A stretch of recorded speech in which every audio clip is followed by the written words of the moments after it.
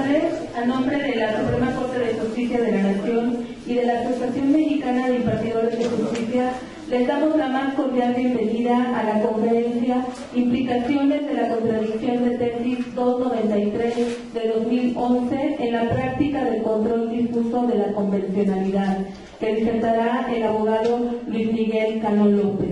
Antes de cederle el uso de la palabra, le voy a permitir leer una brevísima semblanza curricular. Luis Miguel Canón López es asesor en la Coordinación de Derechos Humanos y asesoría de la Presidencia de la Suprema Corte de Justicia de la Nación, además cofundador de Litiga OLED y bueno, un gran amigo de todo el personal de esta Casa de la Cultura Jurídica. Bienvenido nuevamente, Miguel. Un aplauso, por favor, para recibirlo. Muchas gracias.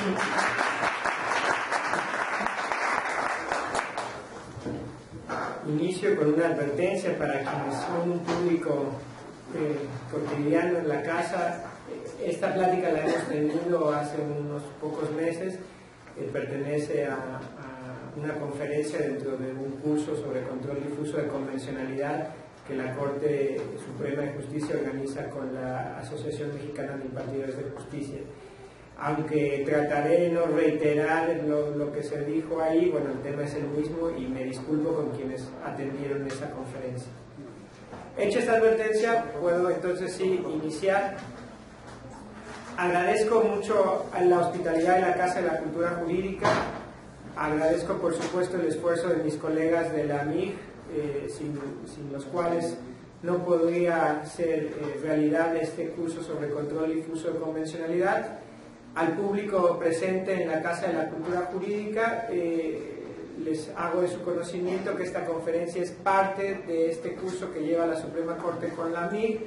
En esta semana cerramos el módulo referente a control difuso. El primero de los módulos referentes a control difuso es el módulo 5 de este curso. La semana pasada, quienes están atendiendo cada semana regularmente este curso, pudimos repasar las implicaciones del caso Radilla y la resolución en el expediente Varios 912/2010. Ahora lo que corresponde es ver cómo impactó en su momento lo resuelto apenas igual hace unos meses por el Pleno de la Suprema Corte de Justicia en la contradicción 293/2011, en esa última semana de agosto y primera semana de septiembre del año pasado. Esta conferencia busca entonces como objetivo hablar de ese impacto y después de aproximadamente una hora de conversación que quedará grabada para quienes atienden el curso en todo el lugar de la República, abriremos un espacio para quienes están aquí presentes de preguntas y respuestas y conviviremos tanto tiempo como ustedes gusten. En fin, iniciemos pues. Todo el mundo, me imagino aquí presente y seguro todo el mundo en el curso, entiende bien que la resolución del expediente Varios 912/2010 fue un parteaguas en la aceptación del control difuso de convencionalidad. Fue un parteaguas en tanto que al debatirse en el Pleno de la Suprema Corte la forma en la que se iba a atender las obligaciones para el Poder Judicial derivadas de la sentencia en el caso Radilla emitida por la Corte Interamericana, no hubo afortunadamente obstáculo alguno para reconocer la obligatoriedad de esa sentencia y dentro de las obligaciones del Estado mexicano que corresponden en el ámbito de sus competencias al Poder Judicial, no solo hacer una interpretación acotada de la jurisdicción militar, no solo hacer una interpretación que permita eventualmente contar con recursos adecuados y efectivos para hacer justiciable el abuso o la extralimitación de la jurisdicción militar, como puede ser el amparo, sino otra serie de medidas que adoptar, entre ellas permanentes cursos de formación o capacitación en materia de derechos humanos en conocimiento de los precedentes de la Corte Interamericana de Jurisdicción Militar, pero uno muy importante, la aceptación por el Pleno de la Suprema Corte de Justicia de la figura de la institución del control difuso de convencionalidad en la medida en la que había estado desarrollada por la jurisprudencia constante de la Corte Interamericana de Derechos Humanos. Esto, a mi punto de vista, fue posible gracias a la reforma constitucional del 10 de junio de 2011. Sin esa reforma en materia de derechos humanos Probablemente la mayoría en la Corte hubiera razonado de forma distinta. Afortunadamente estaba ahí ya vigente la reforma, se aceptó el control difuso y después de resolver el Valles 912 hubo otra resolución clave que es la modificación de jurisprudencia, me parece que es 21-2011, si no es 22-2011, en la que se interrumpió una jurisprudencia más o menos formada a inicios de novena época, en la que se establecía el monopolio del control de validez o de regularidad a favor de los órganos jurisdiccionales federales, los órganos de amparo. La primer tesis de la décima época justamente rompe eso y nos dice que todo órgano con funciones jurisdiccionales tiene la obligación de practicar un control difuso de convencionalidad. En el Valles 912 se establecen pasos y elementos del parámetro a seguir para practicar ese control difuso a cargo de todas las autoridades.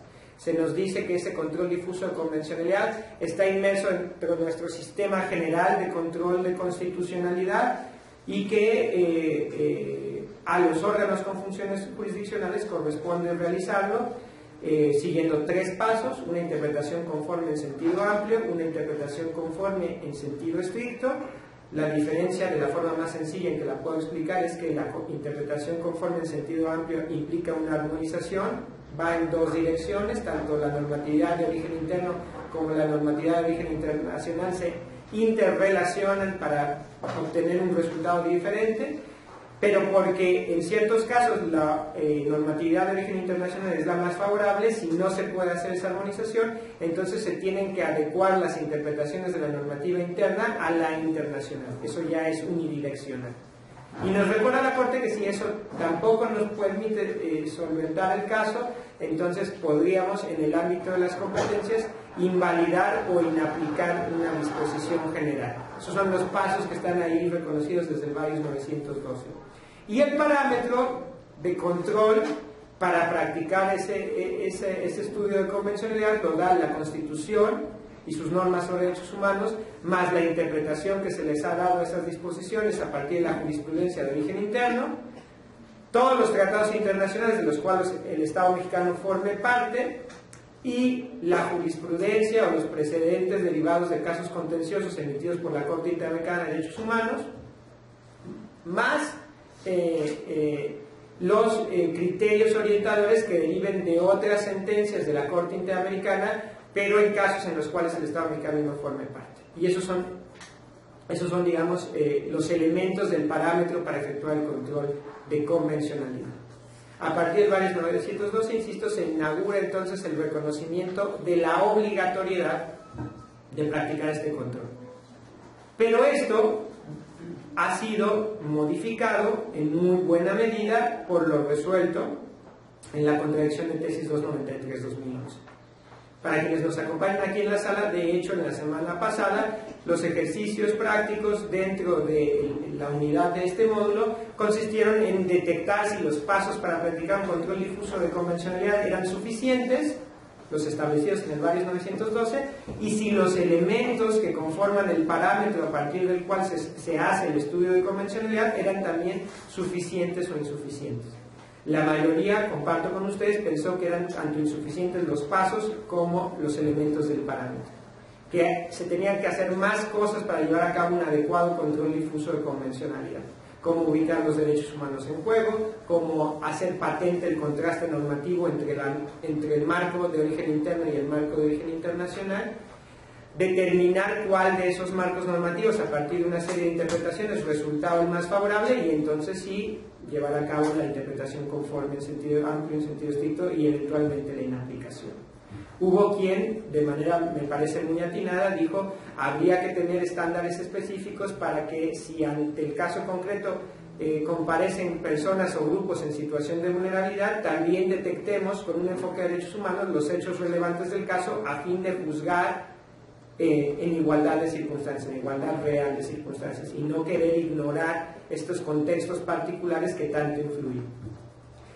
Por lo que hace a los parámetros, a los elementos del parámetro de control de convencionalidad, se dijo la Constitución y su interpretación, los tratados internacionales de los que el Estado mexicano forme parte y la interpretación que se les da por la Corte Interamericana en los casos obligatorios para México y de manera orientador en los demás es insuficiente. De entrada, porque no está contemplando muchas de las fuentes normativas que conforman nuestro ordenamiento jurídico.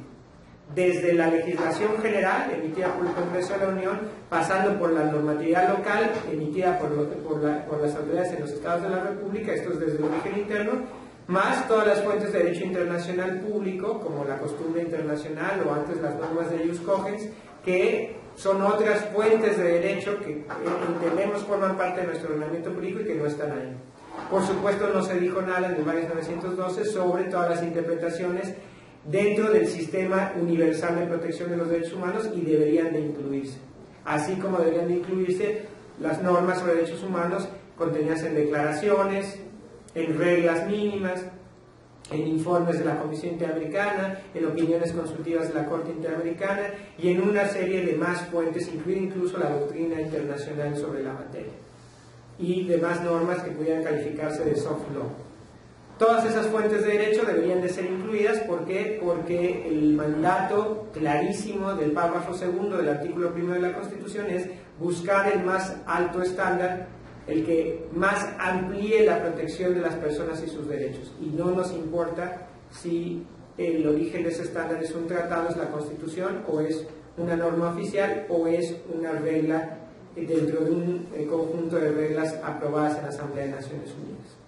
Incluso hubo quien manifestó que los criterios más favorables que pudieran derivarse del sistema europeo o del sistema africano de protección de derechos humanos no tendrían por qué no utilizarse. Y eso no quiere decir que ese derecho nos obligue, porque no es México parte de esos tratados ni está sometido a esa jurisdicción, pero si tú ya encontraste el más alto estándar, ¿por qué no hay que aplicarlo si eso es lo que mandata el párrafo segundo?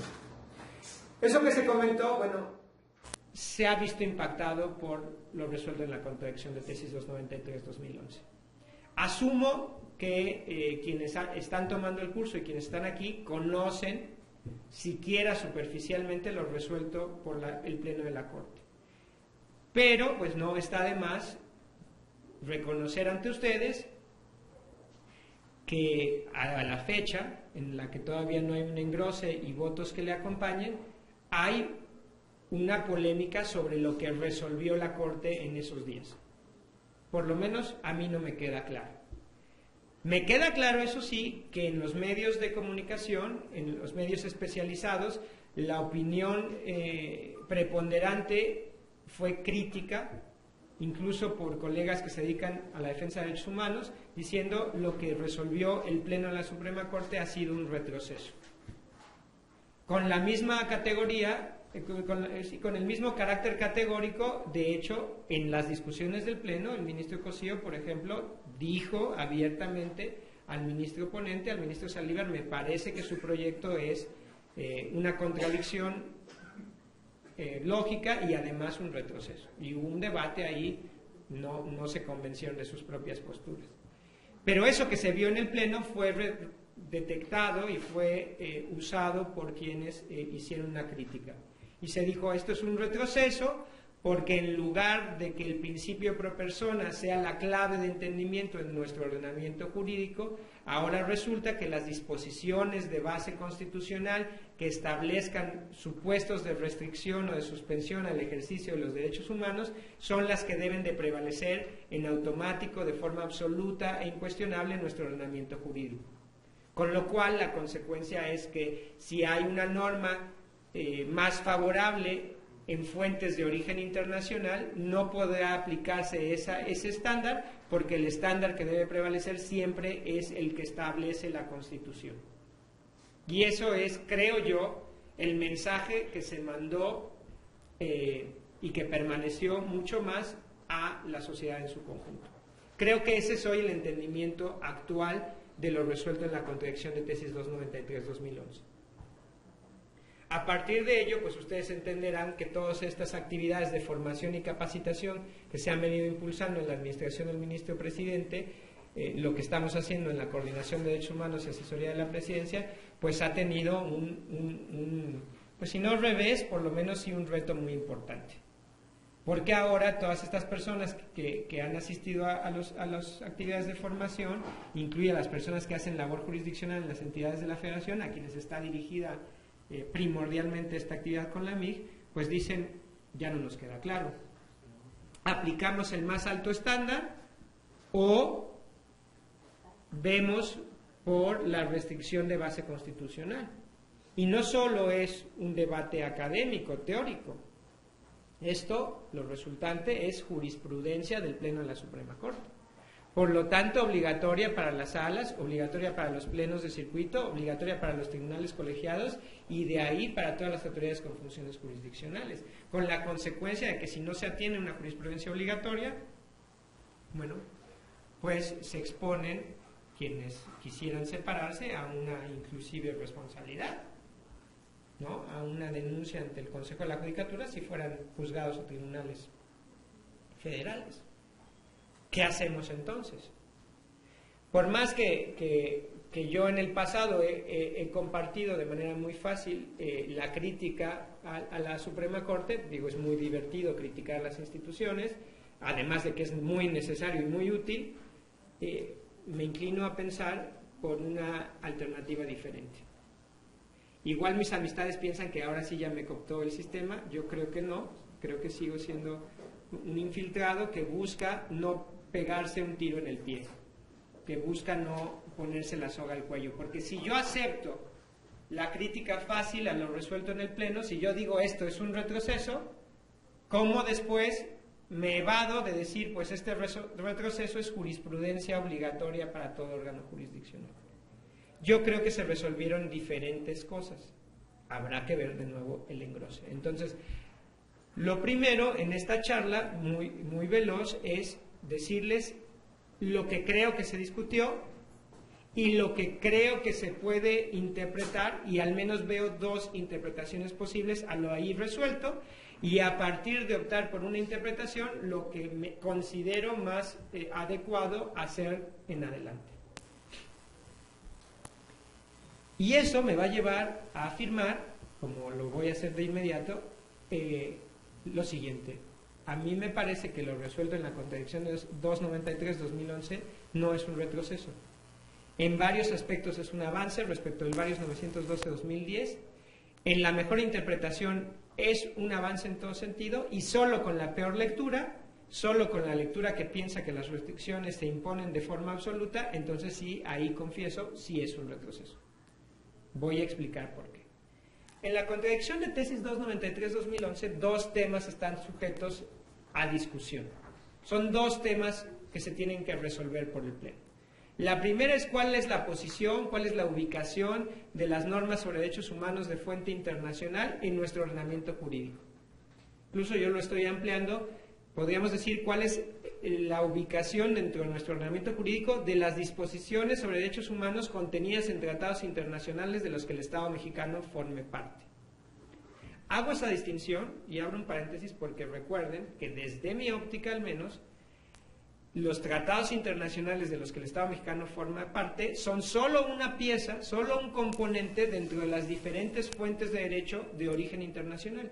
Y hay un sinnúmero más de fuentes normativas, como son las opiniones consultivas, los informes de relatorías, las recomendaciones generales de comités de Naciones Unidas y un sinfín más. Un sinfín, varias más. Pero bueno, la Corte solo se pronuncia cuál es la posición de las normas contenidas en tratados internacionales de los que el Estado mexicano forme parte. Esa es la primera pregunta.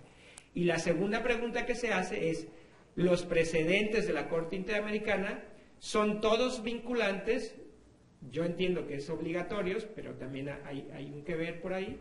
¿O solo son vinculantes los que se refieren al Estado mexicano y todos los demás no son vinculantes más que orientadores?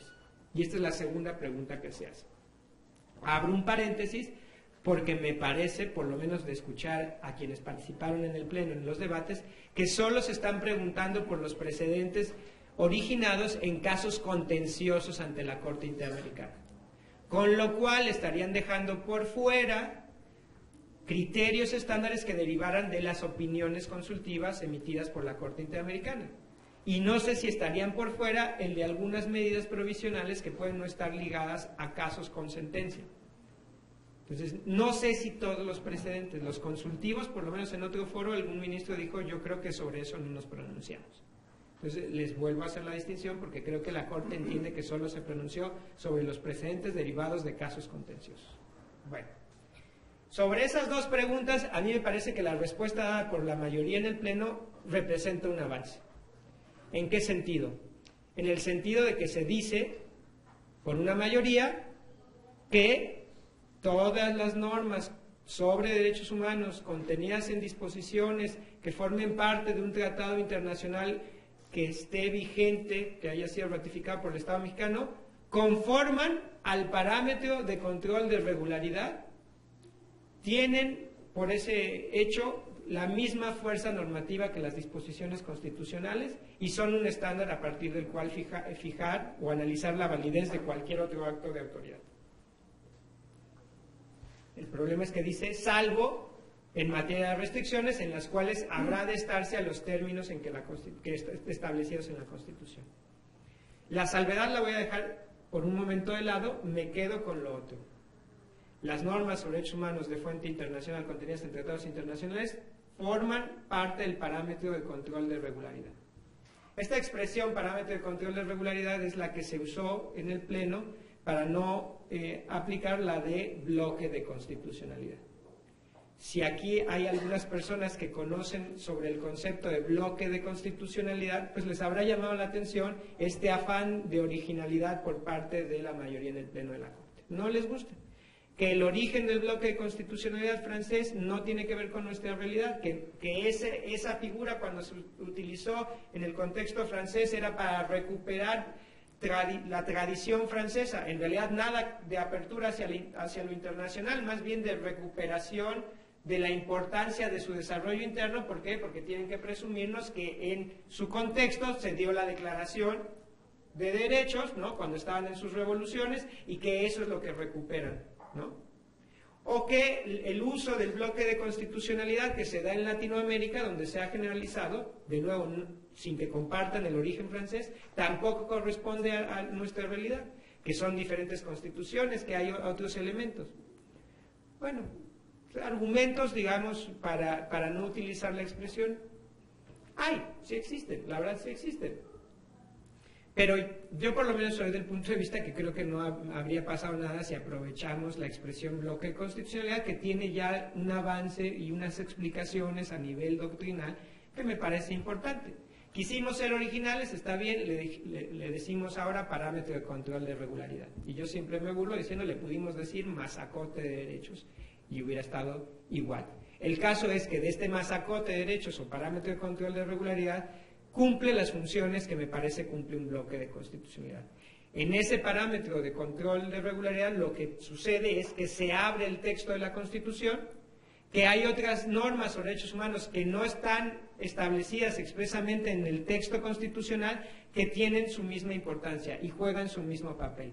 Es decir, son, digamos, disposiciones de máxima importancia para analizar la validez de cualquier otra fuente de derecho o acto de autoridad, son cánones interpretativos de la máxima importancia y son fuentes diferentes en las cuales se nos reconocen los derechos. Y creo que todo eso tiene base en el texto constitucional. Me parece que el párrafo primero amplía las fuentes normativas en las cuales se nos reconocen derechos humanos, no solo el texto constitucional, sino el de los tratados de los cuales el Estado mexicano forme parte. Me parece que el párrafo segundo, el artículo primero, amplía, digamos, los elementos para hacer una interpretación, y son las disposiciones de la Constitución y las de derechos humanos que estén en los tratados en la materia. Y me parece que artículos como el 15, el 103, el 105, el 107, el 133 inclusive establecen a estas normas sobre derechos humanos contenidas en texto constitucional y en tratados internacionales como pautas para analizar la validez de cualquier otro acto de autoridad. Bueno, ¿por qué creo que esto, reconocer esas normas sobre derechos humanos de fuente internacional que conforman el parámetro de control de regularidad, es un avance? Porque en el Varios 912 se había aceptado que eran parte del parámetro de control de convencionalidad, pero no así el de constitucionalidad, no quedaba claro. Ahora no hay duda. Los temas de convencionalidad, al ser temas del parámetro de control de regularidad, son temas de constitucionalidad. ¿Cuál es la consecuencia práctica inmediata? Que en la siguiente contradicción de tesis, me parece la 22/2011, se dijo: la revisión en amparo directo puede resultar procedente cuando se estén analizando temas de convencionalidad, porque son temas de constitucionalidad. Ustedes saben que los elementos de procedencia de la revisión en amparo directo es que efectivamente haya existido ante el tribunal colegiado, planteado en el amparo directo, un tema de constitucionalidad, de interpretación constitucional, o un tema de análisis de constitucionalidad de una norma general, que no es el acto reclamado en un amparo directo, que puede ser mencionado en los conceptos de violación, que no da para una declaración de invalidez de la norma general, pero sí da para hacer ese análisis de constitucionalidad. Bueno, eso que existe en el amparo directo se había, digamos, limitado a solo lo constitucional. Y existía un debate incluso entre las salas diciendo: cuando se alega temas de convencionalidad, eso no es constitucionalidad, eso es legalidad, y por lo tanto no procede, no se da el supuesto de procedencia de la revisión en amparo directo. Aparte que los otros supuestos son, pues, a manera más o menos discrecional, que la Corte estime que tiene importancia y trascendencia. Pero justo porque en la contradicción de tesis 293/2011 se dijo que los temas de normas sobre derechos humanos contenidas en tratados internacionales de los que el Estado mexicano forme parte son componentes del parámetro de control de regularidad, ahora la convencionalidad es constitucionalidad. Eso es un avance. Hasta la contradicción de tesis 293/2011, ustedes presentaron una revisión en un amparo directo diciendo que se omitió la interpretación de convencionalidad, o que sí se hizo pero no la comparten, o de que se analizó la mera convencionalidad de una disposición general, y esa revisión en amparo directo tenía las de no prosperar. Y si llegaba a segunda sala, no prosperaba, y punto. Ahora sí prospera, porque se entendió que lo convencional es constitucional. Eso es un avance.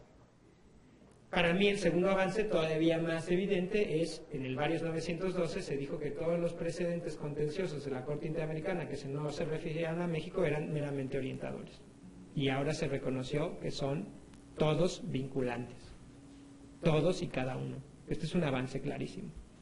Ahora, hay diferentes interpretaciones de lo que significa que esos precedentes sean vinculantes. Veamos un poquito el debate en el Pleno. Yo ya les dije cuáles eran los dos temas a resolver por la contradicción de tesis. Ya les dije por qué pienso que es un avance.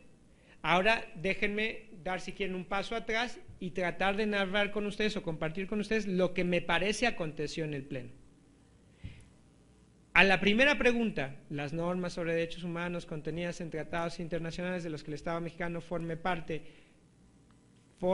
del parámetro de control de regularidad y tienen fuerza normativa constitucional o jerarquía constitucional, si ustedes quieren decirle así, el proyecto respondía que sí lo tienen. Que sí lo tienen. Y que eso era suficiente con declararse en esta contradicción de tesis. Que no habría por qué meterse a la espinosa polémica de qué sucede si se detectan antinomias entre los diferentes componentes de ese parámetro de control de regularidad. Es decir, si se detectan enfrentamientos, oposiciones entre los estándares sobre derechos humanos de fuente internacional y los que están establecidos en la Constitución. Así planteaba sortear el tema el proyecto original. De inmediato, en las discusiones en el Pleno, se dijo no.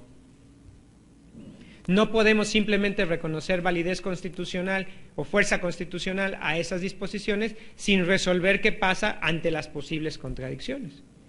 Y una vez que se hizo notorio que no se puede prescindir de esa discusión, entonces se vinieron pronunciando cada integrante del Pleno de la Corte por una u otra postura. A mí me parece muy clara y muy consistente la postura de la ministra Margarita Luna Ramos y de los ministros Aguilar, Pérez Dayán, Pardo y Franco, en el sentido de que no hay forma de desconocer la jerarquía máxima, suprema de las disposiciones del texto constitucional. y que aunque las normas sobre derechos humanos de fuente internacional entren al parámetro de control de regularidad, si hay una oposición entre ellas y los estándares derivados de texto constitucional, debe de prevalecer en automático la Constitución. Y esto lo entienden con la convicción de quien jura al momento de tomar cargo guardar y hacer guardar la Constitución. Entienden que su deber de garantes de la Constitución implica incluso preferir la Constitución por encima de normas sobre derechos humanos, aunque esas normas contengan un estándar más favorable a la protección de las personas. Y creo que son dos los argumentos que utilizan de mayor calado para sostener esta postura.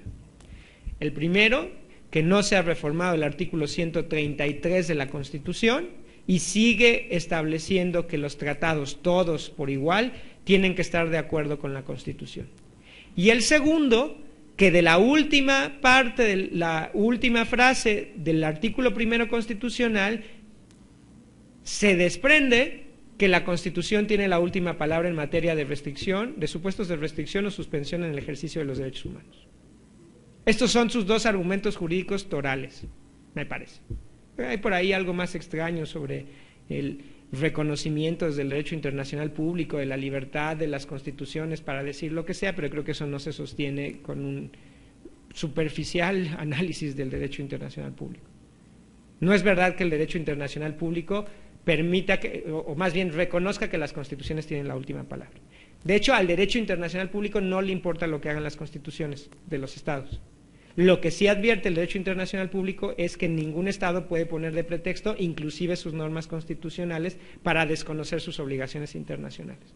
O sea, a mí me parece claro que desde el derecho internacional público, la Convención de Viena sobre el Derecho de los Tratados, es clarísimo que hay una postura de mayor importancia para el derecho internacional. Y la única excepción es ahí cuando un grupo de personas van a una instancia internacional y, siendo evidente que no poseen la representación del Estado, firman un tratado y alguien más les cree. Solo en este supuesto inverosímil no es obligatorio, no obliga a nada lo que hayan ahí suscrito, ustedes como grupo que se ostentó representante del Estado mexicano y yo, el distraído representante del Estado X. Ahí no, ahí sí, no hay efectos, ahí hay nulidad, ahí no hay ningún compromiso, no importa. Pero bueno, abrí un paréntesis porque en el Pleno sí se escuchó alguna voz que dijo, no, es que desde el derecho internacional público se reconoce primacía a la Constitución. Nunca, jamás, eso es un error, punto, es un error. No es ni siquiera una interpretación, no es una interpretación razonable, es una equivocación. Cierro este paréntesis, me enfoco de nuevo en estos dos argumentos mucho más sofisticados, mucho más importantes. Entonces dicen, como el 133 no se ha reformado, como el primero constitucional en su última frase del primer párrafo dice que la Constitución tiene la última palabra, es claro que la Constitución ha de prevalecer, y en forma absoluta, desde un principio de jerarquía. O sea, hay una clave de entendimiento jerárquico. Nuestro ordenamiento es jerárquico, es vertical, y la Constitución no puede ser cuestionada nunca, aún por normas que resulten más favorables. Bueno, creo que otro bloque dentro del Pleno de la Corte no dijo eso. Me parece que el otro bloque, empezando por el ministro ponente, el ministro Saldívar, acompañado de la ministra Olga Sánchez Cordero y de los ministros Cosío, Silva, Valls y Gutiérrez Ortiz Mena, dijeron algo diferente. Y lo que creo que dijeron fue o que de plano la clave de entendimiento había cambiado nuestro ordenamiento y es el principio de pro persona el que debe de aplicarse, y ante una posible antinomia entre una disposición constitucional y una disposición de fuente internacional habrá que estarse a la más favorable para la protección de las personas, que entiendo fueron las posturas del ministro Cosío, del ministro Silva, de la ministra Olga Sánchez Cordero.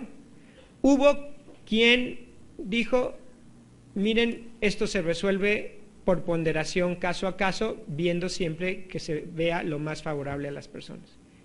Que creo que es la forma en que lo vio el ministro Valls y el ministro Gutiérrez Ortiz Mena. Incluso una deferencia al legislador constitucional en una ponderación, pero caso a caso habremos de atender lo que sea más favorable.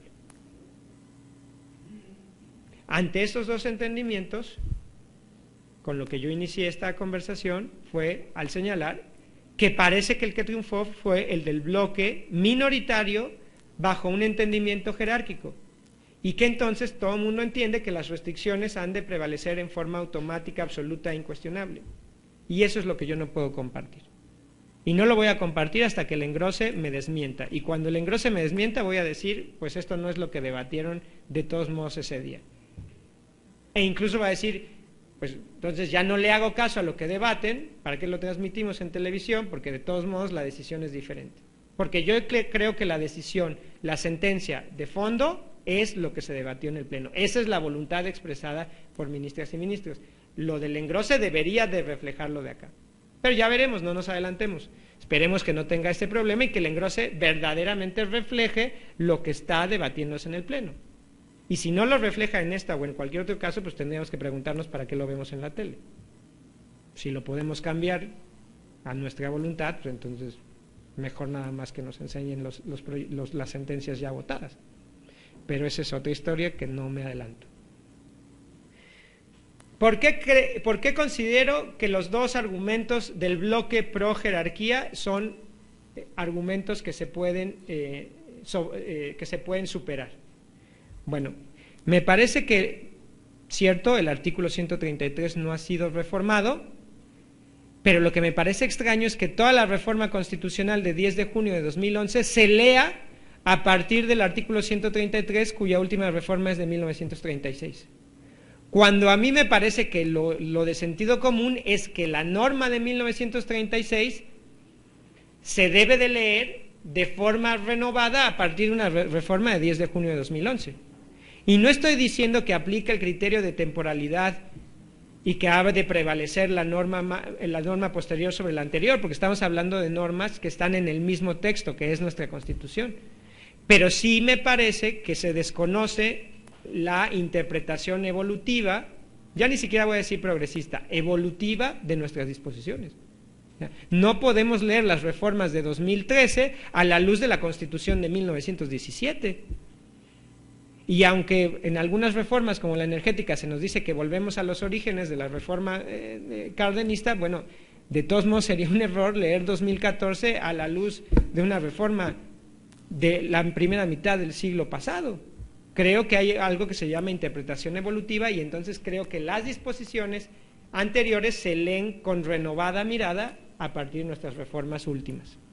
Por eso pienso que cuando dice el 133 estar de acuerdo con la Constitución, se refiere a estar procedimentalmente de acuerdo, a estar de acuerdo bajo un criterio formal, es decir, a que esos tratados internacionales se hayan celebrado y ratificado por las autoridades competentes, es decir, que se haya seguido el procedimiento establecido en los artículos 76 y 89. Abro otro paréntesis, por eso se ha dicho de paso, yo no creo que sostengan constitucionalidad los acuerdos interinstitucionales, pero eso es otra historia. Cierro ese paréntesis. ¿Y por qué considero que solo es formal? Porque hay otras disposiciones dentro de la reforma de 10 de junio de 2011 que me dan esa respuesta. Y es que si ustedes van al 15, al 105 y al 103 y al 105, es claro que todos los actos de autoridad se analiza su constitucionalidad a la luz de las normas sobre derechos humanos contenidas en la Constitución y en los tratados internacionales de los que el Estado mexicano forme parte. ¿Por qué se incluyó a las normas sobre derechos humanos contenidas en los tratados de los que el Estado mexicano forme parte en esa categoría? Pues porque son constitucionales, porque una vez que se celebran, porque una vez que su proceso de celebración está de acuerdo con la Constitución, en el fondo el criterio sustantivo es Constitución. Para mí esa es la interpretación de estar de acuerdo con la Constitución. O sea, un tratado que ya se celebró conforme al procedimiento del 76 y 89, que verse sobre derechos humanos, esos derechos humanos ya no pueden ser cuestionados en su constitucionalidad. Y a mí me parece que inclusive eso se reflejó en una disposición de la ley de amparo vigente, que creo recordar es el artículo 107, cuya fracción primera, inciso A, dice y las demás fracciones, cuáles son los supuestos de precedencia del amparo indirecto. La fracción primera dice normas generales y el inciso A dice sí, tratados internacionales, salvo las normas sobre derechos humanos contenidas en tratados internacionales. Ni siquiera se puede cuestionar su constitucionalidad a través del amparo. ¿Por qué? Porque son ya constitución, porque nuestra constitución está abierta a esas normas, a esas fuentes normativas. Esa es mi lectura del 133. Y mi lectura de la última frase, el párrafo primero del artículo primero constitucional, no podría ser más divergente que la usada por este bloque minoritario al resolver la contradicción de tesis 293.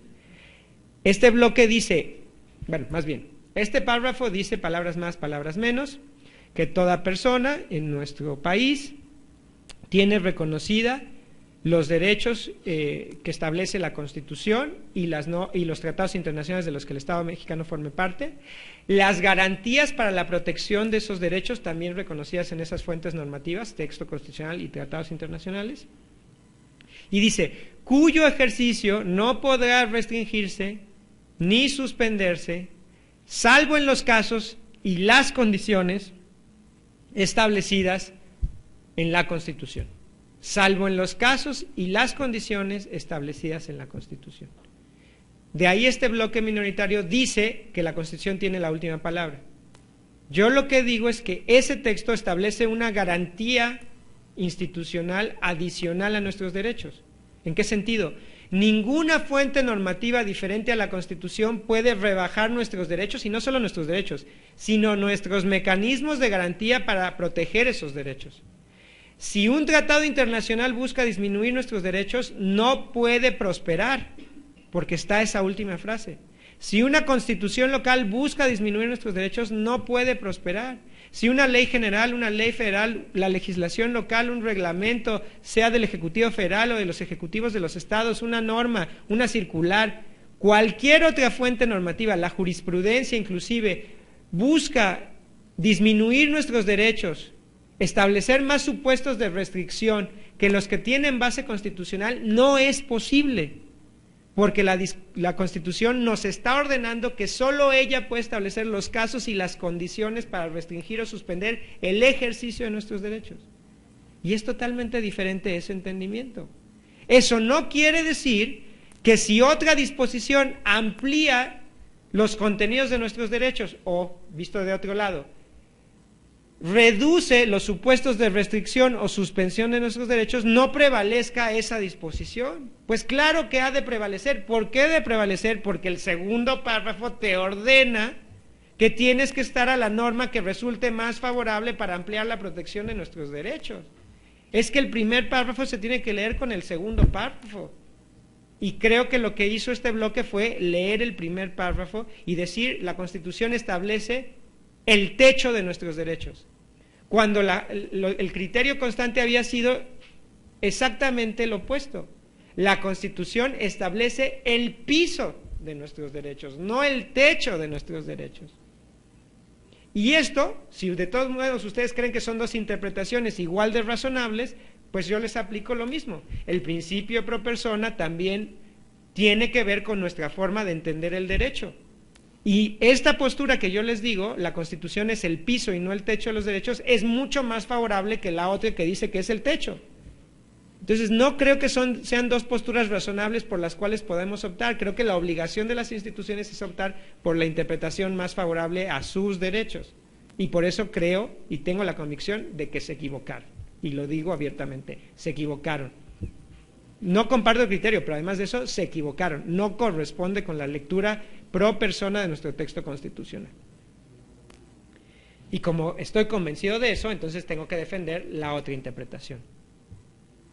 Entonces, cuando dicen las normas sobre derechos humanos contenidas en tratados internacionales de los que el Estado mexicano forme parte, conforman el parámetro de control de regularidad, tienen fuerza normativa constitucional, no se relacionan en términos jerárquicos con las demás normas establecidas en la Constitución, salvo en materia de restricciones en lo que habrá de estarse a lo que indique la Constitución. Yo creo que las restricciones que indican la Constitución no tienen que ser interpretadas como normas absolutas que imperan categóricamente y sin cuestionamiento posible alguno. Yo tengo la convicción de que esas restricciones solo pudieran prosperar caso a caso, después de hacer una ponderación, en los términos que indica en la Constitución, es decir, incluido el principio pro persona. Es decir, solo voy a aplicar una restricción, solo va a prevalecer una restricción de fuente constitucional si está probado y argumentado que esa medida es la más favorable para extender los derechos de las personas en el caso concreto. Y si no está justificada así la restricción, no considero que sea una restricción que pueda prevalecer. Y habría que de prevalecer la norma más favorable de fuente internacional. ¿Que eso es inaplicar la Constitución? Pues yo diría que no, que es interpretarla en su integralidad, párrafo primero y párrafo segundo. ¿Que es cuestionar la supremacía de la Constitución? No, no lo considero así, porque la supremacía constitucional está tanto en el párrafo primero como en el párrafo segundo del propio artículo primero constitucional.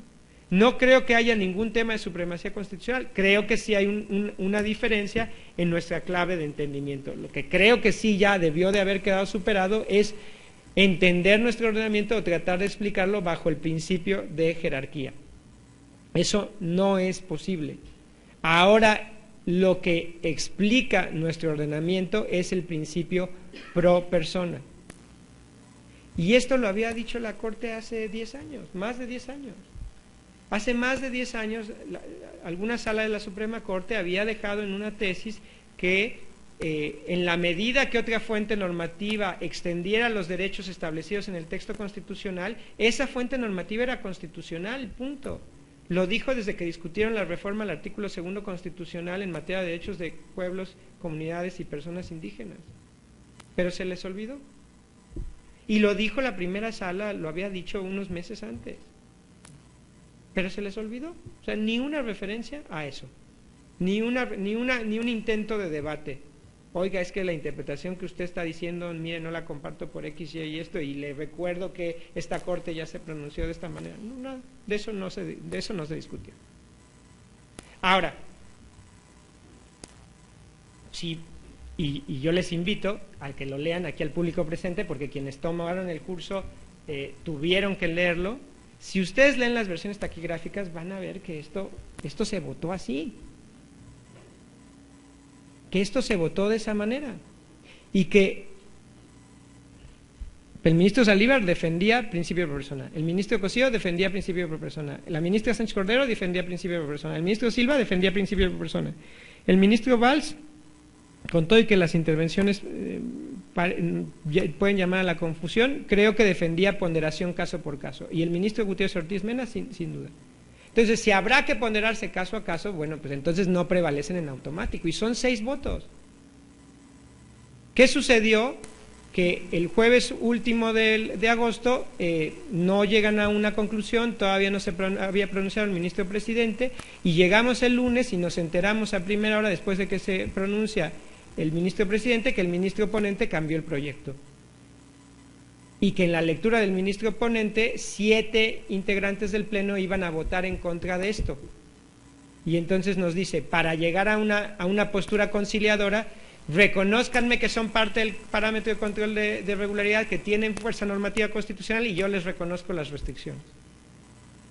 Y en teoría tenemos 10 votos a favor de ese proyecto. El ministro Cosío dice, esto es una incongruencia, esto es un retroceso, y yo no voto así. Y las otras 10 votos, sí, yo sí voto, así. Pero leen los 5 votos, y 5 bloques pro jerarquía y 5 bloques pro persona. ¿Qué votaron?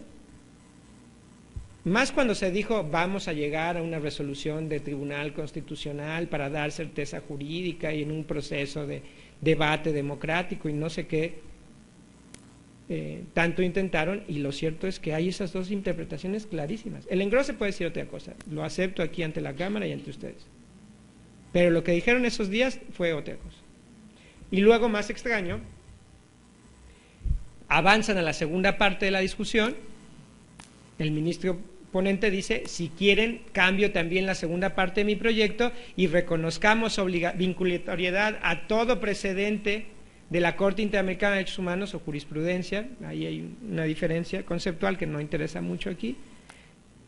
si quieren, con la salvedad de las restricciones que prevalece la Constitución. Van a votación y las 5 personas que integran el bloque pro jerarquía dicen: nos mantenemos en nuestro criterio del varios 912-2010. No, son orientadoras todas las que no se refieran a casos contra México, las demás sí son vinculantes. ¿Y qué pasa con los otros votos? Pues los votos que ya venían diciéndolo desde el varios 912, no todas son vinculantes. Y el ministro Cosío que dice: pues yo ya voté en contra desde lo pasado, entonces pues a mí ni me pregunten, yo ya voté en contra de todo esto. Y entonces, ¿qué tenemos? 5 votos por orientadoras y vinculantes, 5 votos por todas vinculantes y el voto del ministro Cosío en contra. Eso no es votación. Lo lee velozmente el ministro oponente, el ministro Saldívar dice: no, me regreso a mi proyecto original, le quito la salvedad. Todos los precedentes de la Corte Interamericana son vinculantes para el Estado mexicano. ¿Qué hace el ministro Cosío? Yo ya estoy de acuerdo, vota y se gana 6-5. Que yo la verdad creo que esa es la votación que hubiera imperado en el tema pasado.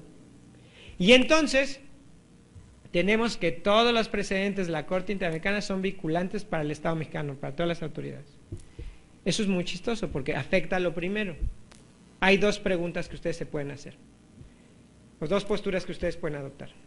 La primera es: las normas sobre derechos humanos reconocidas en tratados internacionales de los que México forme parte conforman el parámetro de control de regularidad, gozan de supremacía constitucional, no se relacionan en términos jerárquicos con las disposiciones que están en el texto de nuestra Constitución, con la salvedad de las restricciones en las cuales habrá de prevalecer la Constitución en los términos que ella indica, y siguen en su fórmula, salvo que sean contrarios a los precedentes de la Corte Interamericana, porque todos estos son vinculantes.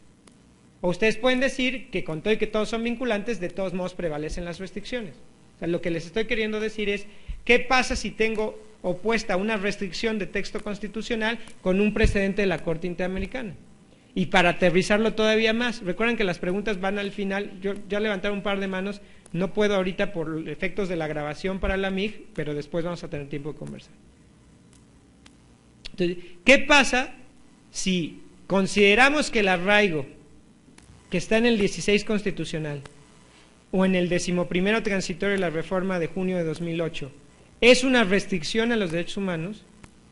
¿Qué pasa si la Corte Interamericana le dice el año que viene o este año a Perú o a Colombia que una figura de arraigo como la nuestra es inconvencional? ¿Qué prevalece? Ustedes pueden decir: gracias, eso me hacía falta. Ustedes pueden decir, con el bloque pro jerarquía, siempre ha de prevalecer la restricción de base constitucional. Y esto sería un segundo y claro error y un desapego a lo votado. No es cierto. El ministro oponente quiso incluir la fórmula y no se votó así, se sacó esa fórmula. Con lo cual creo que la interpretación adecuada es: si la Corte Interamericana le dice a cualquier otro Estado sometido a su jurisdicción que el arraigo es inconvencional, el arraigo, aunque esté como restricción de fuente constitucional, ya no se puede aplicar en este país porque nos es vinculante toda la jurisprudencia de la Corte Interamericana. Y eso sí es lo que votaron. Y si ustedes creen que estas 2 interpretaciones son igualmente razonables, de nuevo les invito a que las contrasten a la luz del principio de pro persona, porque no es verdad. La segunda abre la protección a las personas. Claro, ustedes pueden ser de las personas que con mucha astucia dicen: no, es que hay que ver pro persona, el arraigo es pro persona porque permite que todas las personas dentro de la sociedad mexicana estén resguardadas frente a la delincuencia o frente a delincuentes, que son a las personas a las que vamos a arraigar. Pero esa es de verdad, eso es una tergiversación del principio de pro persona. El principio de pro persona es pro persona en lo individual, incluso pro colectivo, pero siguen siendo particulares, pro comunidad indígena, si ustedes quieren. Pero no es pro Estado, o sea, no es pro sociedad. El día que el principio de pro persona sea pro sociedad, pues ya no nos sirve de nada. Porque en este país y en muchos países todas las instituciones dicen que protegen los intereses de la sociedad, el bien público, el bien común. Eso quién sabe qué sea. Eso siempre ha sido usado para ponerle un ataque a la razón y a los derechos de las personas en lo individual. Eso no es el principio de pro persona. Entonces mi lectura es que, como en la contradicción de tesis 293-2011 se reconoció que es tema de constitucionalidad, todo tema de convencionalidad, y que todo precedente de la Corte Interamericana de Derechos Humanos es vinculante, que yo entiendo como obligatorio, eso es un avance respecto al Varios 912. Y que la lamentable alusión a las restricciones, lamentable porque lleva a confusión, tiene que interpretarse de la forma más favorable a nuestros derechos, es decir, solo en casos extremos, si la restricción en el caso concreto prueba ser la medida más favorable para una persona en concreto o una comunidad en concreto y no la sociedad en su conjunto, y es la única medida, es la idónea, es la necesaria, es la proporcional, ahí sí. O sea, con todo y presunción de inocencia, si el que una persona no esté arraigada en un caso extremo y hay elementos que nos hacen tener esa convicción, puede poner en peligro la vida e integridad de otras personas para que pueden llegar a dar su testimonio en el proceso que se va a iniciar, con todo y presunción de inocencia que se la deberíamos reconocer al hijo del diablo y al diablo mismo, a lo mejor en el caso concreto el arraigo puede llegar a justificarse como la única medida extraordinaria para salvaguardar la vida e integridad de otras personas, pero solo en un caso extremo. No voy a hablar aquí, por lo menos mientras estoy dando la conferencia magistral sobre restricciones, porque el jueves me toca una segunda conferencia dentro de esta unidad, dentro del curso de AMIG, y es justamente sobre el tema de restricciones. Solo digo que la contradicción de tesis 293-2011 sí pone un nuevo reto al foro jurídico, al foro académico, al foro de personas que defienden derechos humanos y al foro jurisdiccional, que es identificar las restricciones. De hecho, un ejercicio de esta semana es: identifique usted un supuesto de restricción. Esta es la segunda generación de ese curso. En la primera generación, la gente que participó puso como ejemplos de restricción todo lo que a ustedes se les ocurra. Todo lo que a ustedes se les ocurra que esté en el texto constitucional se ha interpretado como restricción. Por eso yo creo que pensar permitir que la interpretación que impere de lo resuelto en la contradicción de tesis 293-2011 sea la del bloque minoritario de entendimiento jerárquico es, eso sí, un retroceso, pero eso es darse un tiro en el pie. Tenemos que ganar la interpretación del precedente. Digo, quien tenga un compromiso con los derechos humanos y su garantía en este sentido tiene que ganar ese precedente y decir: no, las restricciones solo en casos extremos, las restricciones caso por caso, vía ponderación. Y si ustedes leen esas versiones estenográficas y les llama la atención que alguien diga que algún ministro haya hecho referencia a una deferencia al legislador constitucional porque en el proceso de antecedentes legislativos de la reforma constitucional se estableció el principio de no contradicción con la Constitución, les digo que esa postura está equivocada también. Y les invito a que lean el procedimiento de antecedentes legislativos a la reforma constitucional, porque si ustedes comparan los dictámenes Cámara de Diputados abril 2010, Senado de 2009, Senado, abril de 2010, Cámara de Diputados, diciembre de 2010, Senado, marzo de 2011, verán que solo la primera vez la fórmula del primero constitucional decía: hay que hacer una interpretación conforme, acorde al principio de pro persona, pero también congruente con el principio de no contradicción con la Constitución. Y cuando eso quedó en ese primer dictamen de Cámara de Diputados y pasó al Senado, se levantó gente de la academia, la sociedad civil, e hizo ver que eso era una inconsistencia, o que pro persona o no contradicción. Y el Senado dijo: bueno, una fórmula neutra es saco no contradicción, saco pro persona y nada más que interpretación conforme. Pero cuando ya está en la por segunda ocasión en Cámara de Diputados y cuando vuelve al Senado, la fórmula que queda es la que ustedes han leído, solo quedó pro persona, el principio de no contradicción salió. Por lo tanto, nadie puede sostener que hay que guardar un principio de no contradicción con la Constitución. Si eso no, eso ya quedó fuera. El que prevalece es el principio pro persona. Entonces, eso es la forma en la que la contradicción de tesis 293-2011 ha impactado. ¿En qué impacta esto a la práctica un control difuso? Bueno, pues en mucho.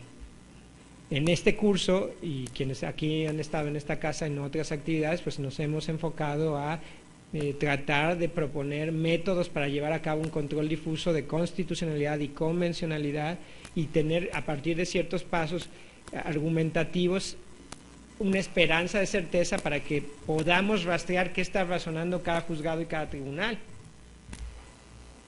¿Cómo impacta esto? Bueno, pues porque quien tiene que hacer un control difuso ahora tiene que también ubicar si existe una restricción a los derechos humanos y darle una interpretación a lo resuelto de la contradicción de tesis 293-2011 y a partir de ahí o se inclinará por aplicar en automático el texto constitucional y ya no le importará el estándar de fuente internacional, con lo cual no se puede llevar a cabo un control difuso, o sí le importará y lo seguirá tomando en cuenta como un elemento más dentro del contraste del marco normativo que resulte relevante y seguirá guiándose por el principio pro persona.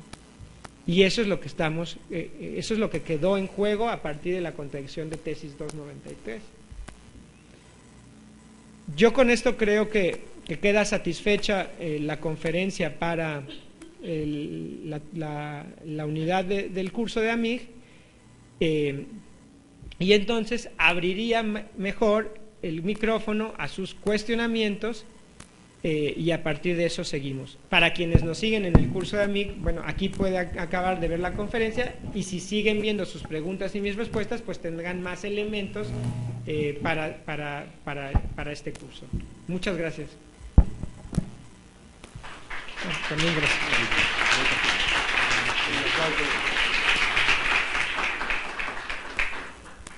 Buenas tardes. Hola. Yo sí, desde en un principio de que salió la contradicción y sigo leyendo la versión de esta contradicción de tesis, y por mucho que yo lo leo y lo vuelvo a leer con la salvedad de que falta el engrose, sí yo lo veo como el ministro Cosío, sí lo veo como una tesis regresiva, contradictoria, y sobre todo le da el traste a la reforma constitucional de 2011. Si la reforma ya teníamos un avance grande, con esta tesis, de veras, para mí, es una tesis tan trascendente que hasta tristeza da esa tesis, de veras, porque pareciera que la reforma constitucional de 2011, los ministros al resolver no la vieron, porque decía yo que es contradictoria. ¿Por qué? Porque dice, bueno, se elevan a rango constitucional los tratados internacionales. Por una parte, bueno, del primero constitucional no se desprende eso ya, o sea, los ministros podrían decir algo distinto.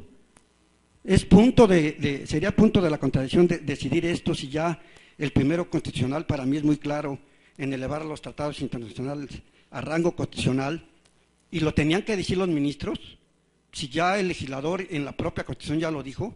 Bueno, esa es una. Otra regresiva porque, como lo dice usted en su conferencia, ya la Corte ya se había pronunciado con anterioridad, incluso en una acción de inconstitucionalidad, creo que la 197 del 2009, por allí, en cuanto a decir que en cuanto a una restricción que establecía en cuanto a trabajos a la comunidad, trabajos obligatorios que los podía interponer, la Constitución dice que la autoridad administrativa los puede imponer y los tratados dicen que solo la autoridad judicial, y la Corte, el Pleno, resolvió que había que estarse a lo que decían los tratados, porque era lo que más favorecía a la persona. Ahora le da el traste a la reforma constitucional 2011. ¿Por qué le da el traste? Porque todo, para mí, el meollo de toda la reforma es el principio por persona, es decir, estar a lo más favorable a la persona. Si está a lo más favorable y si ya los tratados forman parte de la Constitución, y si en cualquier derecho el que sea humano que ya está establecido en la Constitución o en los tratados, lo que más favorece es el tratado o es la Constitución, pues aplicar lo que más favorece, punto.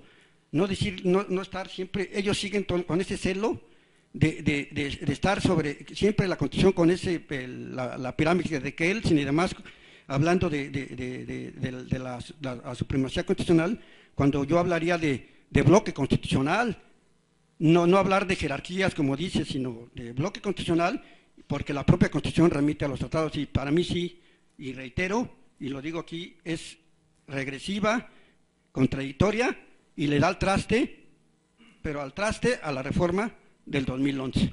Muchas gracias. Claro, gracias a ti. Mira, yo lo digo para que no haya ninguna dejo de duda.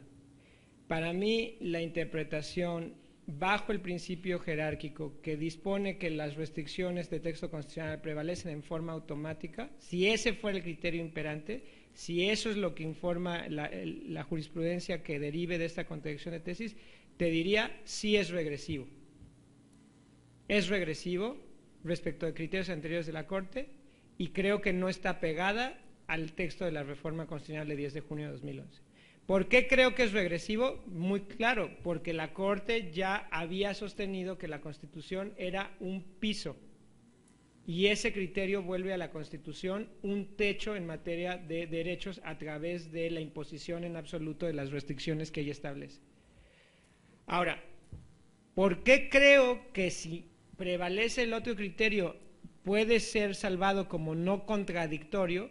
Porque creo que todavía podemos decir que las restricciones de base constitucional, que habrá de estarse las restricciones de base constitucional y resolverlas en los términos que indique la Constitución, y eso no es contradictorio con la reforma de 10 de junio, porque habrá que resolverlo acorde al principio pro persona. O sea, básicamente lo que estoy diciendo es, si las restricciones son leídas acorde al principio pro persona y aplicados solo ahí en el caso concreto porque resulta en la medida extraordinaria para salvaguardar y extender la protección de las personas que están involucradas en ese caso, ahí no hay contradicción, ahí hay una aplicación en un caso extremo del principio pro persona. Pero si se insiste en que las restricciones prevalecen de forma absoluta, entonces sí, creo que sí hay una contradicción con el texto de la Constitución, porque para mí la esencia de la reforma es la del párrafo segundo. O sea, cuando tú me dices que una restricción constitucional prevalece siempre, no importa si hay un estándar más favorable de fuente internacional, yo te digo, tú estás desconociendo el párrafo segundo del artículo primero. Y dime cómo no lo estás haciendo. Estás contradiciendo eso, estás desobedeciendo eso. Y a la hora de decirme que estás defendiendo la supremacía constitucional, me estás queriendo ver la cara, porque no es cierto. Estás desconociéndole supremacía constitucional al párrafo segundo del artículo primero constitucional. Pero de nuevo, todavía no puedo compartir tu postura crítica abiertamente porque tengo la esperanza de que la interpretemos de otra manera.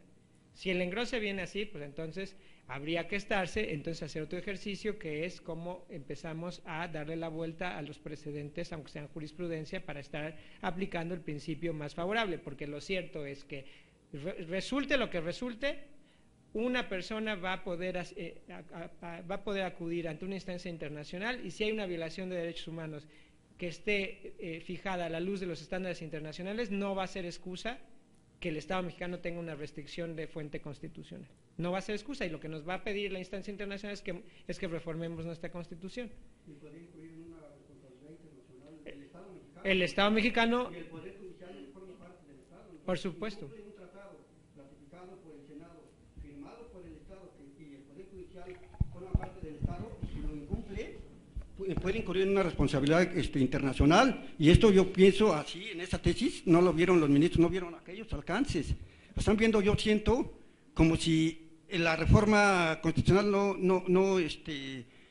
yo, y lo digo aquí claro, yo veo a los ministros y los veo, desde mi humilde punto de vista, veo que la Corte no está integrada por constitucionalistas. Así, es de mi punto de vista, lo veo así, muy pocos, salvo el ministro Cosío y otros por ahí, no son constitucionalistas. Eso es lo que veo, y veo como que no se han metido mucho a los derechos humanos, como que todavía traen ese estigma anterior y todavía quieren resolver como antes, como los enseñaron a ellos, y les cuesta mucho trabajo, sobre todo a los ministros ya grandes, resolver ya y adecuarse ya a los derechos humanos que desde antes ya estaban, e incluso la Corte en la manera de preservar el poder había dicho que los tratados internacionales, que solo lo podía ejercer el Poder Judicial de la Federación, pero eso ya lo decía el 133, lo dice usted, no tenía ese artículo, la última reforma fue ya desde principios de siglo. A ver, yo dos cositas. O sea, claramente, si se desconoce un estándar en un tratado internacional, México cae en una responsabilidad internacional, punto. Y es el Estado mexicano en su conjunto, y no importa si será a partir de la actuación de Poder Judicial, Poder Legislativo o quien sea. Incluso por actos de particulares con anuencia de autoridades se puede caer en responsabilidad internacional. Sobre las ministras y ministros, yo creo que por lo menos las personas que conozco tienen mucha capacidad, tienen equipos, no son solo unas personas en lo individual, tienen equipos en las ponencias muy grandes. No creo que desconozcan de temas de derecho constitucional. Sí creo que todas las personas que tenemos una función pública debemos aceptar la crítica. O sea, seamos un asesor, sea un oficial, sea un ministro, porque tenemos una responsabilidad pública frente a las personas, sin duda. Y creo que sobre derechos humanos no eran personas expertas antes de llegar al puesto, como casi nadie. Y creo que la reforma constitucional de 10 de junio de 2011 ha abierto la puerta para que podamos hacer estas actividades de formación y tratar de dotarnos de las herramientas, pero también es cierto que se necesita una actitud muy abierta, y que si hay personas que se niegan a aprender con humildad, pues es muy poco lo que se puede hacer. Que no digo que eso pase en la Corte, pero puede pasar. Y eso pues un poquito todo, ¿no? Lo que creo que es responsabilidad, sí, de las personas es hacer valer sus derechos y criticar a las instituciones que estamos pues para servirle a las personas, punto. A las personas en concreto. Y por allá te vas a hacer preguntas. Sí, bueno, en relación con esta resolución de contradicción de tesis, tenemos las dos posturas, por llamarlas de alguna manera, ¿no?, que ya se han mencionado. En primer lugar, la relación de coordinación que guardan los derechos humanos contenidos en la Constitución respecto de aquellos contenidos en los tratados internacionales. Y en segundo lugar, que si encontramos restricciones en la Constitución, estas deben prevalecer. Sí, efectivamente estamos muy atentos al engrose para ver cómo se va a matizar, sobre todo este segundo tema, ¿sí? Sin embargo, y bueno, hace un momento se formulaba la pregunta: ¿qué va a ocurrir cuando la Corte Interamericana determine, por ejemplo, que el arraigo sí es violatorio de derechos humanos? ¿Sí? Sin embargo, yo también hago referencia a una opinión consultiva, que es la 6 del 86, formulada por el Estado de Uruguay a la Corte Interamericana en relación con el contenido del artículo 30 de la Convención, ¿sí?, en cuyo párrafo 17 la Corte Interamericana sostiene, dice: en efecto, la Convención no se limita a proclamar el conjunto de derechos y libertades cuya inviolabilidad se garantiza a todo ser humano, sino que también hace referencia a las condiciones particulares en las cuales es posible restringir el goce o ejercicio de tales derechos o libertades sin violarlos. Hasta ahí nos dice que la Convención no solamente establece derechos humanos, sino nos dice que restricciones están permitidas, ¿sí? Y continúa el mismo párrafo. Dice: el artículo 30 no puede ser interpretado como una suerte de autorización general para establecer nuevas restricciones a los derechos protegidos por la Convención, que se agregaría a las limitaciones permitidas en la regulación particular de cada uno de ellos. Por el contrario, lo que el artículo pretende es imponer una condición adicional para que las restricciones singularmente autorizadas sean legítimas. Creo que en esta opinión consultiva la Corte se pronuncia pues en el sentido de que los estados no pueden poner más restricciones, ¿no? Entonces, aquí va a ser interesante ver qué sucede. Digo, es una opinión consultiva, pero qué sucede en relación con lo determinado por la Corte, pues en sentido, desde mi punto de vista, en un sentido contrario hasta ahorita, ¿no? Muchas gracias. Yo, en esto último, si no ha quedado claro, les comparto que mi postura es que los estándares que estén contenidos en opiniones consultivas son igualmente vinculantes, como lo son los estándares que estén contenidos en recomendaciones generales o hasta en informes de relatorías. Para mí, lo que hace imperante un estándar es que resulte el más favorable para extender la protección de las personas. Para mí, y lo repito tantas veces como haga falta, la clave es el principio pro persona. Ahora, ese artículo 30, para quienes no pudieron seguir la intervención de su colega, es, digamos, el que establece la cláusula general de restricciones de los derechos en la Convención Americana. Es como una cláusula general. Y cierto, la Convención Americana, en esa opinión consultiva, de hecho, la Corte Interamericana interpreta ese artículo 30 a la luz de algo que no puede evitar, que es el propio artículo 29. El artículo 29 es el artículo de la Convención que establece un principio pro persona y dice, palabras más, palabras menos, en síntesis, que ninguna de sus disposiciones puede ser usada de pretexto para disminuir el estándar de protección ya imperante en los estados que forman parte de la Convención, sea que esos estándares provengan de otros tratados, de las leyes internas o de incluso atender principios generales. Entonces, el 30 tiene que ser leído acorde al 29, y lo que dice es, aunque hay una cláusula general de restricción, esto no le abre la puerta a los estados para que restrinjan a diestra y siniestra lo que no tienen restringido. No la pueden tomar de pretexto para disminuir el estándar de protección, para aumentar restricciones. Al contrario, lo que estamos queriendo decir es que las restricciones tienen que estar acorde a los elementos que el propio 30 establece, que son que tengan fuente legal, ley, material y formalmente hablando, que persigan un fin legítimo y que resulten necesarias, es decir, razonables o proporcionales, o sea, adecuadas, necesarias y proporcionales. Pero yo incluso voy más allá. Cuidado con que ustedes idolatren los estándares de fuente internacional, porque lo cierto es que la Corte le ha dado ejemplos a este país, de que no acepta el criterio más favorable. En el caso Castañeda, la Corte tuvo la deferencia con el Estado mexicano de decirle, mira, pues acorde al respeto del derecho a que voten por ti, tu Estado tienes la obligación de establecer un sistema partidista, de establecer un sistema de candidaturas independientes o de establecer un sistema mixto. Pero tú puedes hacer lo que quieras. Si haces cualquiera de las tres, tú ya respetas el derecho activo al voto. Bueno, pasivo, como lo quieran ver. El derecho a que voten por una persona. Punto. Y no es verdad. O sea, el derecho a que voten por una persona cuando solo te inclinas por un sistema partidista, deja de lado un contenido de ese derecho que es el derecho a que te voten sin apoyo partidista. Entonces, cuidado con idolatrar los estándares de la Corte Interamericana. ¿Y por qué lo digo? Porque justamente en materia de restricciones, yo creo que nuestra Constitución, después de la reforma de 10 de junio de 2011, es mucho más exigente que el propio sistema interamericano.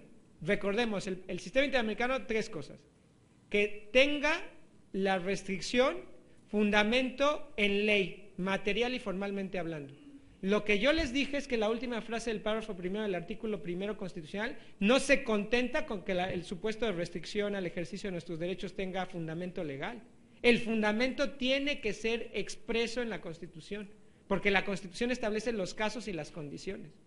O sea, si ustedes se presentan ante mí y me dicen, es que en la ley tal hay un supuesto de restricción del derecho, yo les digo así, pues encuéntrenme el fundamento constitucional. Y si no me lo encuentran, aunque sea ley material y formalmente hablando, yo digo que no se sostiene. Entonces ahí ya elevamos el estándar.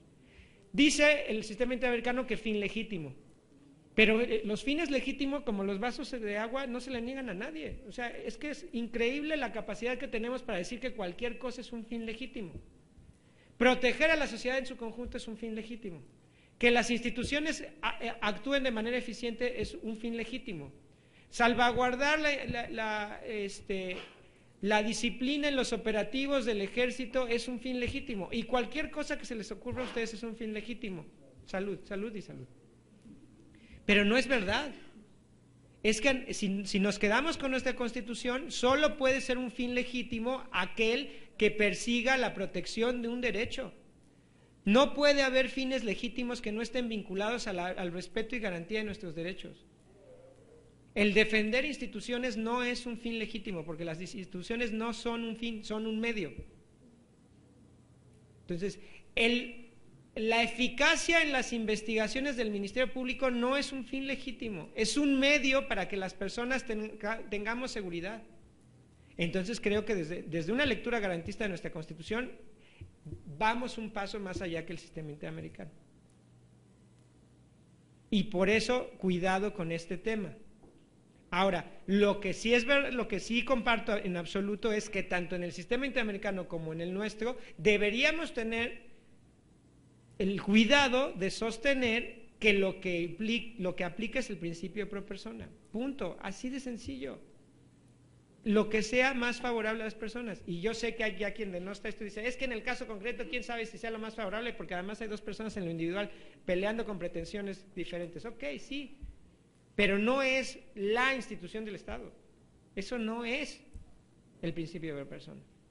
Entonces, lo que nos leyó el compañero, que le vuelvo a agradecer, nos está diciendo, ojo, Estados, no tomes de pretexto esta cláusula para restringir más los derechos. Es decir, la Convención Americana es un piso de derechos, no es el techo de derechos, que es consonante con lo que yo les estoy diciendo. La Constitución nos dice que es el piso, no es el techo. Gracias. ¿Una más estaba al lado? Buenas noches. Un aspecto que yo destaco de lo resuelto en esta contradicción de tesis, que digamos se viene a colación en relación al propio tema de lo resuelto en la contradicción, es esta práctica que existe en México de la contradicción de tesis, que tiene una implicación, desde luego, en sentido práctico, con el control difuso de la convencionalidad. A partir de lo resuelto en esta contradicción de tesis, bueno, pues es muy claro que a través de esta contradicción de tesis la Suprema Corte establece un criterio que en términos de nuestra legislación es obligatorio para todas las autoridades jurisdiccionales del país, ¿no? Entonces, una primera reflexión es que este tipo de control a través de la contradicción de tesis viene de alguna forma a repercutir o a trascender en este control de convencionalidad que debería ejercerse por todos los, cuando menos jueces, ¿no?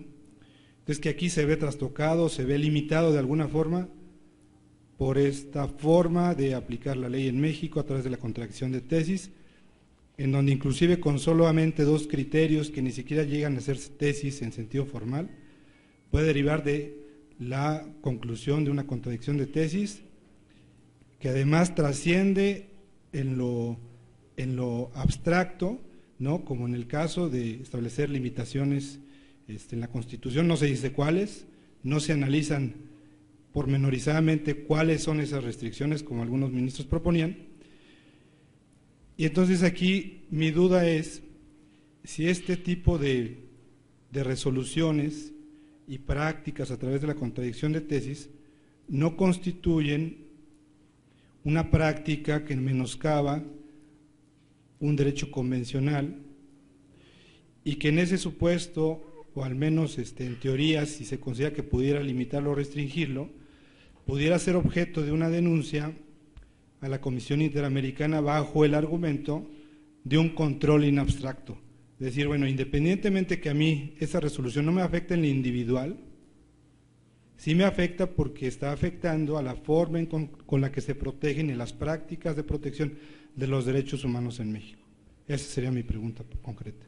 Sí, y yo comparto la línea de tu razonamiento. Primero, de nuevo, por el final. Es muy complicado que lo resuelto por el Pleno de la Corte en la contradicción de tesis 293-2011 pueda ser denunciado de inmediato ante una instancia internacional, porque esa instancia internacional va a tener serias dudas sobre si hay personas con una afectación concreta en el caso, ¿no? No quiero decir que las instancias internacionales aceptan el criterio tradicional de interés jurídico, pero pues algo así parece que sí les causa dudas, ¿no? Ahora, antes que eso, lo que me gusta es la provocación, y esa es la que yo comparto en esencia. ¿Por qué es obligatoria la jurisprudencia? Damos por sentado que es obligatoria. Ahora, si yo aquí pregunto, ¿dónde dice en la Constitución que es obligatoria la jurisprudencia? Ustedes lo que van a decir es, en la Constitución solo se dice que se establecerá la jurisprudencia conforme a la ley. En la ley de amparo habla de los supuestos en los que se crea la jurisprudencia, diversos supuestos, y ahí sí dice que resulta obligatoria. Otro tipo de jurisprudencia más por precedente en acciones y controversias. Pero la pregunta subsiste. ¿Y por qué es obligatorio el artículo de la ley de amparo que me dice que es obligatoria la jurisprudencia? ¿Ese artículo está exento de control de constitucionalidad, de control de convencionalidad, de interpretación conforme? No, ninguno. Ningún artículo, ninguna disposición, nada en nuestro ordenamiento jurídico está exento de ese control.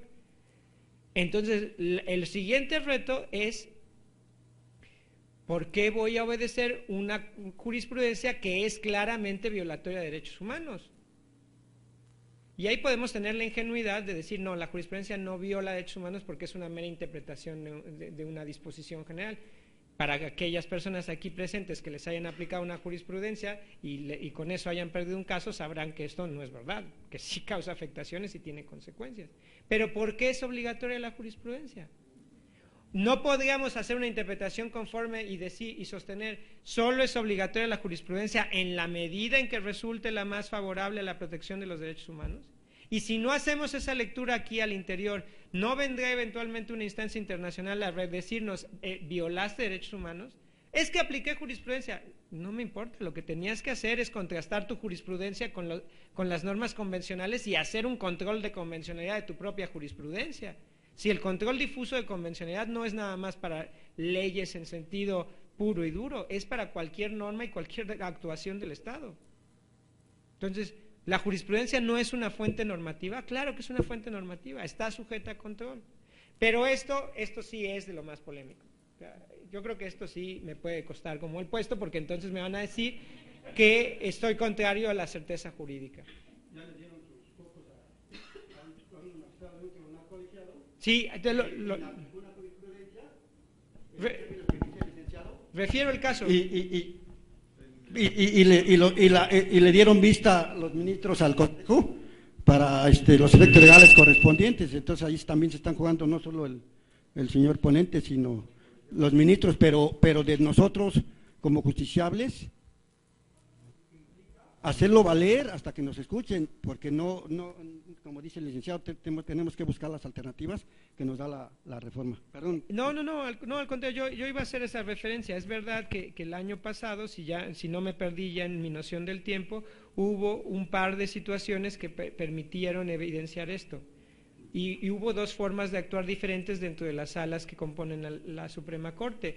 Hubo un tribunal colegiado que dijo, yo voy a ampliar la suplencia de la queja, no importa, todavía era el 76 bis, no importa que no esté ahí referida para víctimas y ofendidas. Y voy a ir en contra de esta jurisprudencia que había establecido la primera sala y este criterio de la segunda sala. Y eso evidentemente fue denunciado por otros tribunales colegiados que les encantó denunciar ese colegiado diciendo, no, ¿cómo? Esto es imposible. ¿Cómo va a ser? Y lo resolvió la primera sala sin ningún problema y dijo, sí, prevalece un criterio efectivamente más garantista. Y sucedió lo mismo en un caso de una jurisprudencia de la segunda sala, donde a algún tribunal se le ocurrió cuestionar el tema de los derechos de personas que trabajan en fuerzas de seguridad pública, que ustedes saben que tienen un régimen excepcional, disminuido y que ni siquiera se entienden de naturaleza laboral sino administrativa y que les va muy mal porque no tienen derecho a la estabilidad en el empleo ni acción para buscar la reinstalación en sus puestos. Y les caigan mal o bien los y las policías les tengan confianza o no, pues la verdad tienen derechos. Y cuando a un tribunal colegiado se le ocurrió desconocer eso, que ya era una jurisprudencia posterior a la reforma de 10 de junio, la segunda sala sí dio vista, pero en el Consejo se paró eso. Con todo no importa, o sea, me parece que, o sea, yo no estoy diciendo que se desconozca abiertamente, yo lo que estoy diciendo es que se tiene una necesidad de argumentar. O sea, si yo tengo una jurisprudencia que me parece claramente violatoria de los derechos humanos, yo tengo que tomarla por fuerza como un elemento de argumentación y crear una argumentación bien sustentada para intentar darle la vuelta haciendo un control difuso sobre eso. Pero esto rompe el esquema tradicional en el que funciona el Poder Judicial. Y una de las consecuencias, tal vez no jurídicas, yo creo que sí, pero también, digamos, de corte político, es que la verticalidad en el funcionamiento de las autoridades se tendría que romper necesariamente. Porque como toda autoridad puede hacer control difuso, toda autoridad puede cuestionarle a la que se supone jerárquicamente superior y decirle, es que lo que me estás ordenando no es acorde a la defensa de los derechos humanos. Y yo no puedo violar derechos humanos, no importa que tú me lo ordenes. Y además, dicho sea de paso, en el Poder Judicial no creo que haya jerarquía. La Suprema Corte no es la jefa de los tribunales colegiados, ni son los jefes de los juzgados de distrito, ni son los jefes de los tribunales superiores de justicia, ni son los jefes de los juzgados de instancia. Tienen competencia para revisar sus decisiones ratificarlas o cambiarlas, eso sí, pero eso es una competencia, eso no es jerarquía. Pero se imaginan, eso es el verdadero diálogo jurisprudencial, donde no se acaba el diálogo porque está establecida una jurisprudencia. Pero de que aquí que lleguemos a eso, creo que todavía falta bastante tiempo. De todos modos, si ustedes tienen casos en donde les parece que la jurisprudencia es violatoria, pues no se van a quedar con los brazos cruzados. Y sería tonto de mi parte, eso sí sería tonto de mi parte, pensar que ustedes se van a quedar con los brazos cruzados. Una distinción más, si la jurisprudencia es previa a la reforma de 10 de junio de 2011, yo creo que lo único que tendrían que hacer es aplicar el noveno transitorio de esa reforma que dice que toda disposición que se le oponga quedó derogada con su mera entrada en vigor, pero eso también puede ser interpretado por los tribunales diciendo que no le aplica a las jurisprudencias porque las jurisprudencias no son disposiciones, y esa es otra historia, y así hasta el cuento de nunca acaba. Pues yo les agradezco mucho su atención. Gracias otra vez a la Casa de la Cultura y gracias a ustedes. Muchas gracias al abogado Luis Miguel Cano por su brillante